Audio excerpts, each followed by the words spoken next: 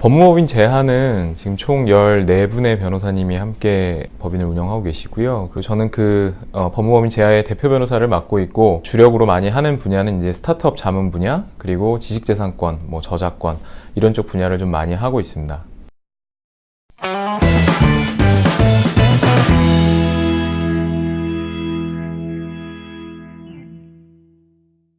법인을 설립한다는 것 자체가 법으로 인정하는 사람을 만드는 것이기 때문에 법을 모르는 상황에서 회사를 운영한다는 것 자체가 굉장히 위험한 일이고요. 또 회사에서 돈을 벌었다고 하더라도 그게 내가 1인주 주고 내가 대표이사인데 내 맘대로 그 돈을 쓰면 어때? 라는 생각 많이 하시는데, 그게 그냥 빼서 막 쓰시면 그게 횡령이 될 수도 있거든요. 그러니까 여러 가지 투자를 받을 때 계약서 검토라든지 근로관계라든지 기업에서 파생되는 법률이 무궁무진합니다. 그래서 법인을 운영한다는 거는 그런 기초적인 법률을 기본적으로 알고 있어야 제대로 운영을 할 수가 있게 되는 거고요. 그런 의미에서 굉장히 법이 중요하다라는 말씀을 드릴 수 있습니다. 제가 듣기로는 실리콘밸리에서 뭔가 이렇게 좀 공부를 하시거나 경험이 있으신 분들 얘기가, 그쪽에는 아예 스타트업 전문 변호사들이 사이트를 만들어서 어떤 서류가 필요하고 어떤 사람들이 돈은 어떻게 투자를 해야 되고 하는 그런 것들을 굉장히 쉽게 어떤 일정한 그 사이트 양식에 맞춰서 넣어 놓으면 법인을 설립하기가 굉장히 수월하게끔 이렇게 돼 있는 사이트도 있다고 해요. 그리고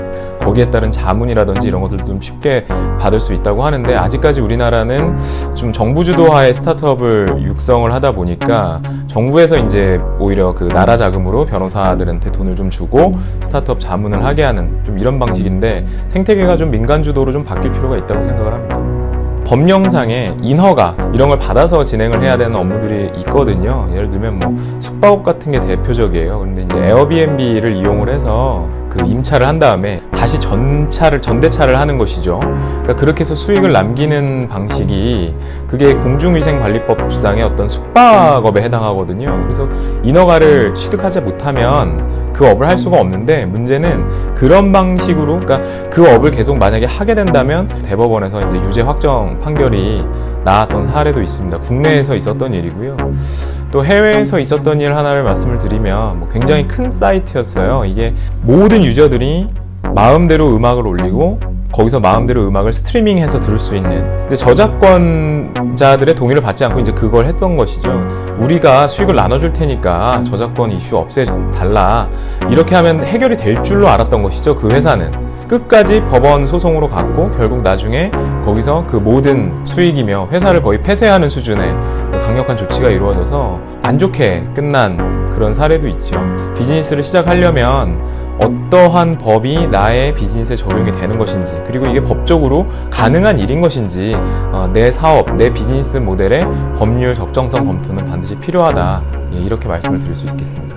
또 한국 변호사들은 중국법, 미국법, 유럽법을 알 수가 없기 때문에 그거에 따른 조언을 해준다는 것 자체가 그건 넌센스입니다. 그래서 가장 좋은 건 현지에 있는 변호사를 통해서 그 조언을 구하는 것이 좋지만, 문제는 현지의 변호사를 찾기도 힘들고, 찾았다 한들 가격도 그렇고 여러 가지 면에서 이 분야의 전문성을 있는지 여부도 좀 찾기가 어려운 실정이거든요. 그래서 제가 항상 말씀드리는 건 뭐냐면, 해외 진출할 때는 언제나 코트라를 좀 많이 활용을 하시는 게 아주 기초적인 단계에서는 좀 중요한 것 같습니다. 이 일을 하는 변호사들이 이제 많아졌거든요. 제가 12년도에 할 때만 해도 그렇게 많지 않았는데 지금은 좀 많이 늘어난 상황이고, 또 국가에서 그런 스타트업 엑셀러레이터라든지 이런 여러 가지 프로그램을 지원하는 사업을 하기 때문에 멘토단 중에서 변호사들이 항상 껴있어서 그걸 활용하시면 사실 금액을 걱정하지 않으시고 상당 부분 많은 것들을 해소하실 수가 있을 것 같고요.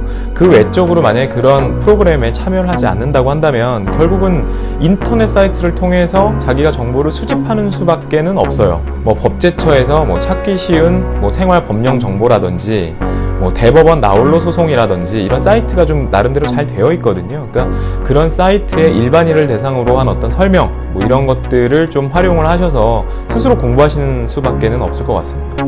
스타트업을 하신다는 것은 대단한 용기와 열정을 필요로 하는 일인 것 같습니다. 근데 제가 굉장히 많은 업체들을 상담하면서 느끼는 건 뭐냐면, 처음에 내가 하고자 했던 그 아이템은 언제나 변경될 수 있다라는 좀 유연한 사고를 가졌으면 좋겠습니다. 피보팅이라고 하잖아요. 이거 여기서 배운 걸 가지고 전혀 다른 아이템에 접목을 시켰을 때 시너지가 나는 경우도 많은데, 내가 이루려는 어떤 그런 사업의 어떤 뭐 방향성이라든지 이런 것들은 언제든지 유연하게 시장의 변동에 따라서 변화할 수가 있다. 이것만 스스로 좀 생각을 하시고 일을 하시면 좀 더 유연하게 대처할 수가 있을 것 같다라는 말씀을 드립니다.